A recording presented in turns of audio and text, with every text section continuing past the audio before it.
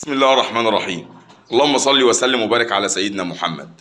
يا عم جابر، ازاي اعرف ان الارنبة مسكت عشار بعد 5 أو 6 أيام؟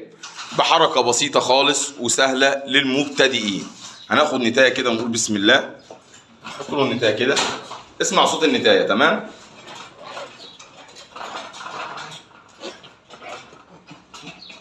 واخد بالك انت؟ بص،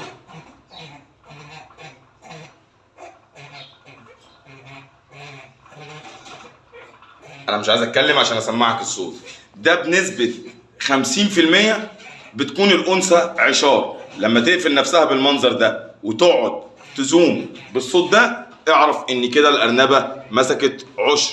الارانب دي لسه ما اتفطمتش، دي عمر 33 يوم. امهم تحت اهي، بريحها بالنهار واطلعها لهم بالليل. شكل العلف الحمد لله فضل من الله باين على الارانب. دي ارانب يا جماعه، الولده دي 10. تمام؟